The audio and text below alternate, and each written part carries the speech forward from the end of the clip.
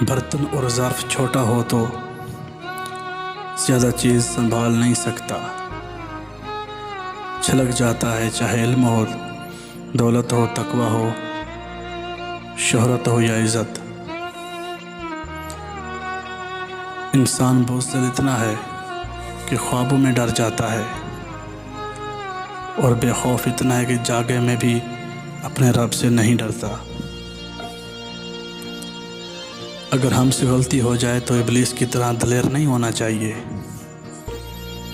بلکہ معافی مانگ لینی چاہیے، کیونکہ ہم ابن آدم ہیں، ابن ابلیس نہیں۔ اگر تم پریشان ہو تو ماضی میں رہتے ہو، اگر فکر مند ہو تو مستقبل میں رہتے ہو، اگر سکھ چین سے ہو تو حال میں رہتے ہو۔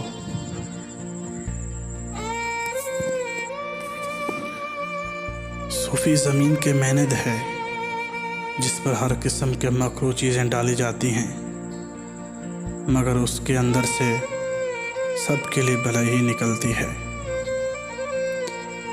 اپنے اندر پرندے کی طرح عاجزی پیدا کرو، جو آسمان کی بلندیوں کو چھو کر بھی گردن جھکا کر رکھتا ہے، اور بے شک عاجزی اللہ تعالیٰ کو پسند ہے۔ کچھ لوگ کچھ بھی نہیں کرتے مگر لوگ ان سے خوش رہتے ہیں، اور کچھ لوگ جان نکال کر ہتھیلی پر بھی رکھ دی جائے تو بھی ان کی قدر نہیں ہوتی۔ پلاسٹک کی خالی تھیلیاں ہوں یا خالی دماغ والے لوگ، مناسب انتظام نہ کیا جائے تو ہواؤں میں اڑنے لگتے ہیں۔ رشتے نیچے پڑے رہنے سے کبھی نہیں بنتے، رشتے نبھانے کے لیے کبھی بھیک مت مانگیں، بہادر بنیں، تھوڑی ہمت پیدا کریں، اور اس کو اپنائیں جو واقعی آپ کے ساتھ رہنا چاہتا ہے، اور اس شخص کو اپنی زندگی سے نکال بار پھینکیں جو ساتھ رہنے اور ساتھ دینے کا ڈرامہ کر رہا ہے۔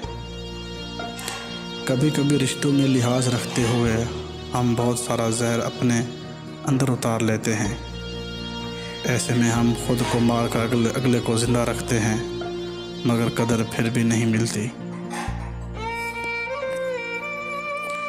کبھی کبھی انسان واقعی ہار جاتا ہے، خاموش رہتے رہتے، صبر کرتے کرتے، امیدیں رکھتے رکھتے، رشتے نبھاتے نبھاتے، صفائیاں دیتے دیتے، اپنوں کو مناتے مناتے، اور کبھی کبھی خود سے۔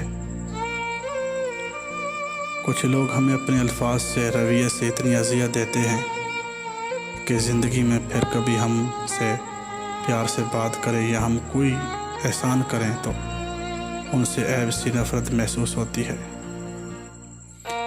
زیادہ محبت اور پرواہ کرنے والوں کے ہاتھ میں کچھ نہیں آتا، نہ رشتوں کی مٹھاس، نہ ان کا احساس، نہ ہی ان کی قدر کی جاتی ہے۔ بس ایک ذہنی فریب سا رہتا ہے کہ وہ بھی ہمارے ساتھ ویسے ہی ہیں جیسے کہ ہم، لیکن حقیقت بڑی ہی دل خراش ہوتی ہے۔ جن کے جھوٹ کا میں مان رکھ لیتا ہوں، وہ سمجھتے ہیں مجھے بے وقوف بنا لیا ہے۔